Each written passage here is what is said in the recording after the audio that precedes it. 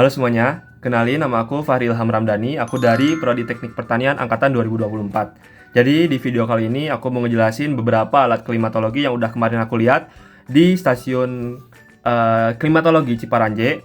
Mulai dari nama-nama alat tersebut apa, fungsinya apa, cara kerjanya kayak gimana, dan lokasi yang cocok untuk penempatan alat tersebut. Alat pertama yang mau aku jelasin adalah alat penangkar hujan otomatis yang biasa disebut Hellman.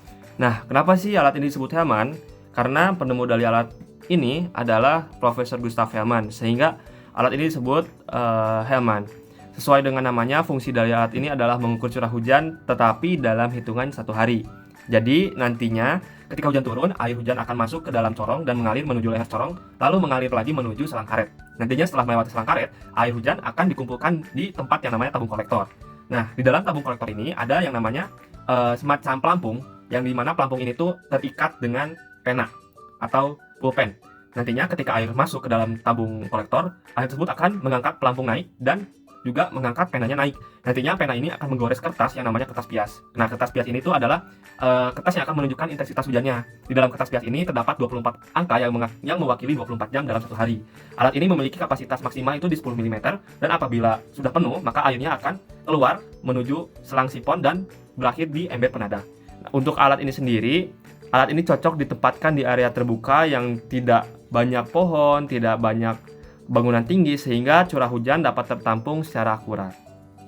Alat klimatologi kedua yang akan aku jelasin di sini ada yang namanya sangkar cuaca. Nah, sangkar cuaca ini tuh adalah alat yang semacam tempat yang melindungi alat pengukur suhu dari kelembaban dari radiasi matahari ataupun hujan. Nah, di dalam alat ini tuh terdapat termometer maksimum, termometer minimum, termometer bola basah dan bola kering. Termometer maksimum ini tuh diisi oleh air raksa. Sedangkan termometer minimum itu diisinya oleh alkohol. Nantinya termometer ini digunakan untuk membaca suhu aktual dan kelembaban udara. Nah, selisih antara suhu bola basah dan bola kering itu digunakan untuk menentukan kelembaban relatif. Untuk lokasi penempatan alat ini sendiri biasanya ditempatkan di lapangan terbuka. Lalu alat itu biasanya memiliki ketinggian 1,2 sampai 1,5 meter dengan berbahan kayu bertujuan untuk dapat menyerap panas dan dicat putih agar dapat memantulkan panas. Biasanya alat ini tuh dihadapkan menuju utara atau ke selatan bertujuan agar ketika alat dibuka, alat tidak terpapar langsung oleh sinar matahari. Alat klimatologi yang ketiga yang mau aku jelasin di sini adalah anemometer. Nah, fungsi dari anemometer ini tuh untuk mengukur kecepatan angin ataupun arah angin. Nantinya cara kerjanya dari alat ini tuh adalah di puncak alat ini tuh terdapat semacam baling-baling yang berbentuk mangkuk. Nah, ketika angin berhembus, nantinya alat ini tuh akan memutar baling-baling tersebut. Nah, di dalam alat ini juga terdapat sistem mekanik yang dimana nanti akan mencatat hasil besaran atau misalkan kecepatan arah angin ini dalam kilometer per jam yang dicatat di dalam kertas pias. Nah, posisi dari kertas pias ini tuh terdapat di dalam sebuah kubus atau sebuah box gitu, semacam box yang ditempelkan di tiang dari anemometer. Untuk anemometer ini sendiri tuh biasanya ditempatkan di area terbuka di lapangan luas dengan posisi yang cukup tinggi. Alat klimatologi yang keempat yang mau aku jelasin sini adalah ombrometer manual.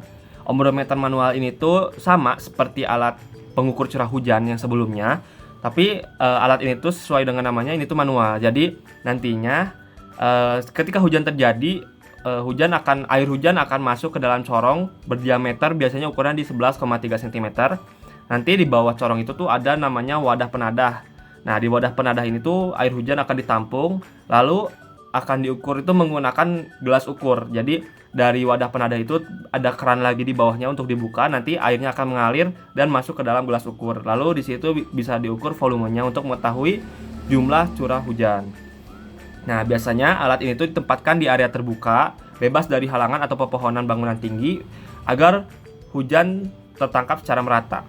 Alat kelima yang mau aku jelasin di sini ada yang namanya Campbell-Stokes. Nah, Campbell-Stokes ini tuh merupakan alat yang digunakan untuk mengukur lamanya penyinaran matahari dalam satuan jam per hari.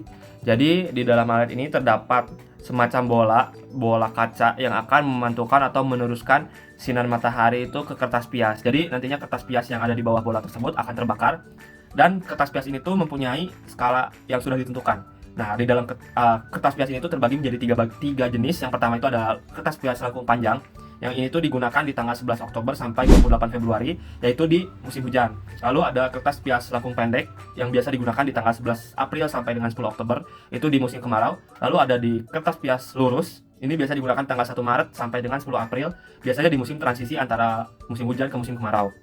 Nah, untuk lokasi penempatan alat ini sendiri biasanya ditempatkan di lokasi terbuka yang menerima sinar matahari penuh sepanjang hari. Untuk alat terakhir yang mau aku jelasin di sini adalah alat keenam yang namanya panci evaporasi. Nah, sesuai dengan namanya, panci evaporasi ini tuh digunakan untuk mengukur jumlah penguapan air dengan satuan milimeter. Nah, cara kerjanya itu di dalam panci ini tuh kita isi air, lalu ada alat yang namanya hook gauge. Nah, hook gauge ini tuh memiliki ketelitian 2 angka di belakang koma. Dengan skala utama menunjukkan kelipatan 10 angka satuan, lalu ada skala nonius itu menunjukkan angka desimal. Nah, nanti saat mengukur, kail pancing yang ada di hook gauge itu harus sejajar dengan permukaan air. Dan bagian steel wheelnya digunakan sebagai alat penyangga bagi si kail tersebut. Nah, untuk lokasi penempatan si panci evaporasi ini tuh biasanya ditempatkan di area terbuka yang datar dan terpapar sinar matahari sehingga penguapan terjadi secara maksimal.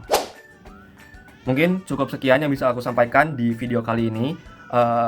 Untuk alat klimatologi ini tuh aku ingin menyimpulkan bahwa mungkin dalam penerapannya di bidang pertanian, data-data klimatologi yang telah diperoleh ini menjadi dasar untuk perencanaan sistem irigasi, penentuan waktu tanam, lalu bisa digunakan juga untuk melakukan desain bangunan pertanian dan lain sebagainya, serta mungkin di sistem pengelolaan lingkungan budidaya efisien. Nantinya data-data yang diperoleh dari alat-alat tersebut mendukung produktivitas pertanian yang berkelanjutan. Mungkin terima kasih telah menonton video saya. Semoga bermanfaat. Dadah.